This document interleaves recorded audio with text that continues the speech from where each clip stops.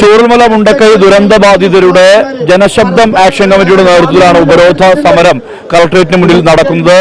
ഏതാനും മണിക്കൂറുകളായി ഇവർ ഇങ്ങനെ നിലയുറപ്പിക്കുകയാണ്. കാരണം ദുരന്തബാധിതരാണ് പൂർണ്ണമായും പങ്കെടുക്കുന്നത്. പ്രത്യേകിച്ച് ഈ പടവെട്ടിക്കുന്ന്, അതോടൊപ്പം തന്നെ റാട്ടപ്പാടി, മുണ്ടക്കൈപ്പാടി, അട്ടമല മേഖലയിലുള്ള ആളുകളും ഈ സമരത്തിന്റെ ഭാഗമായി പങ്കെടുക്കുന്നുണ്ട്. ഇവരെയും ഈ പുനരധിവാസ ലിസ്റ്റിൽ ഉൾപ്പെടുത്തണം എന്നുള്ള ആവശ്യം ഉയർത്തിക്കൊണ്ടാണ് ഇത്തരത്തിൽ സമരം. റേഷൻ കാർഡും ആധാർ കാർഡും ഉയർത്തിക്കാട്ടി അത് കളക്ടറേറ്റിൽ അത് സമർപ്പിക്കും എന്നുള്ള രീതിയിലാണ് അത്തരത്തിലുള്ള പ്രതിഷേധമാണ് ഇവിടെ നടന്നുകൊണ്ടിരിക്കുന്നത്.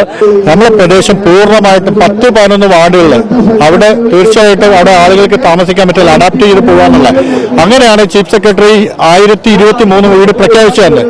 അത് കഴിഞ്ഞിട്ട് ഇത്രയും ആളുകളെ അവിടുന്ന് മാറ്റി 700 ചില്ലാൻ ആളുകളെയാണ് അവിടുന്ന് മാറ്റി. അവർക്ക് വാടക കൃത്യമായിട്ട് ഗവൺമെന്റ് കൊടുത്തിരുന്നു.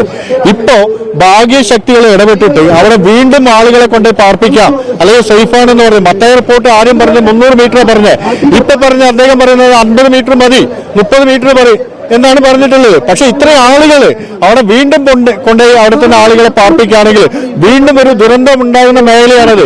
തീർച്ചയായിട്ടും ഉണ്ടാവും. ഉണ്ടായിക്കഴിഞ്ഞാൽ ഇവരുടെ ജീവന് എന്ത് വിലയാണ് ഇവർ കൽപ്പിച്ചുള്ളത്? എന്റെ കുടുംബത്തിൽ 6 പേര് നഷ്ടപ്പെട്ടതാണ്. അത് പൂർണ്ണമായി ഒലിച്ചുപോയി.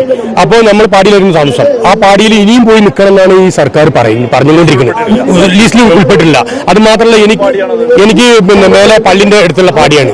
മുണ്ടക്കൈ സുദേവൻ പോയി, എന്റെ ഏട്ടൻ പോയി, അമ്മ പോയി, എല്ലാവരും പോയതാണ്. പക്ഷെ എനിക്ക് 50 സെന്റ് സ്ഥലമുണ്ട് പുഞ്ചിരിപ്പാട്ടത്ത്. അത് പൂർണ്ണമായി പോയി. അവിടെ പാറകളും കല്ലുകളും അടിഞ്ഞു കിടക്കുകയാണ്. എനിക്ക് 6 സെന്റ് സ്ഥലം എന്റെ അമ്മ എഴുതി തന്നിട്ടുണ്ട് ആ സ്ഥലത്ത്.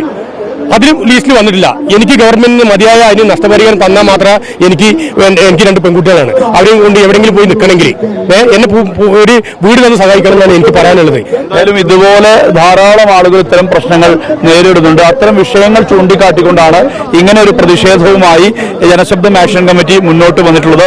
മന്ത്രി ഇവിടേക്ക് എത്തി തങ്ങളെ കാണണം, കണ്ടു സംസാരിക്കണം എന്നുള്ള ആവശ്യമാണ് ഇവർ പ്രധാനമായും ഉന്നയിക്കുന്നത്. മനു ദാമോദരനൊപ്പം സുർജിത് അയ്യപ്പത്ത്, 24 വയനാട്.